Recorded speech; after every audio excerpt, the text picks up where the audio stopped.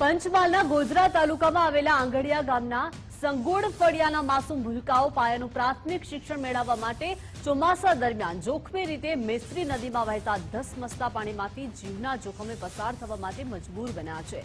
જ્યારે ભારે વરસાદ દરમિયાન અહીંના વિદ્યાર્થીઓ શાળામાં જઈ શકતા નથી, જેથી શિક્ષણ કાર્યને ખૂબ જ અસર પહોંચી હોવાનું વાલીઓ અને શાળાના શિક્ષકો જણાવી રહ્યા છે।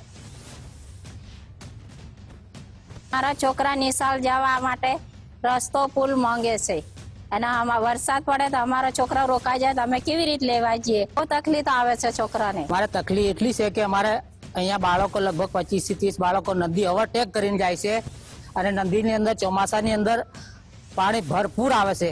આ પબ્લિકને અવર જવર માટે પ્રાથમિક શાળાની અંદર વ્યવસ્થિત જવાનો રસ્તો થાય એવી અમારી સંગોડ ફળિયા વતી માંગ છે। અમે ઓંગળા ગામના વતી આદિવાસી અમારું સમાજ છે।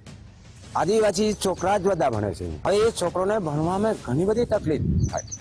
હવે નિહાળ નથી જતા, કદાચ વરસાદ અઠવાડિયું ચાલુ રહેતી એટલે અભ્યાસ તેમનો બગડે જ। અમારે વર્ષોથી અમારે મેશ્રી નદીનો પુલ બનતો નથી અને અહીંયા સાંકલી સીમાડા ફળિયાથી આસારામ જઈને આશ્રમ સુધીનો રસ્તો અમારે બિલકુલ ખરાબ છે।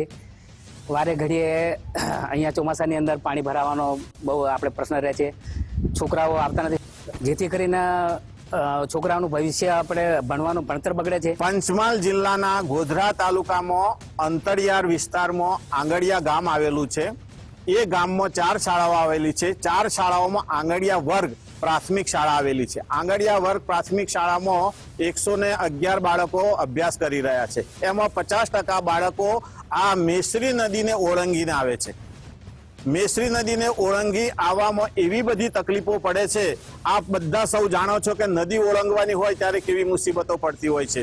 માતાઓને બાળકોને મૂકવા આવવું પડતું હોય છે, માતાઓને લેવા આવવું પડતું હોય છે। ટોટલી આખો આદિવાસી પૂર્વ પટ્ટી છે, એના કારણે મજૂરી વર્ગ છે એટલે વાલીઓ સવારે મજૂરે જતા રહેતા હોય છે અને માતાઓએ બાળકોને મૂકવા આવવું પડતું હોય છે।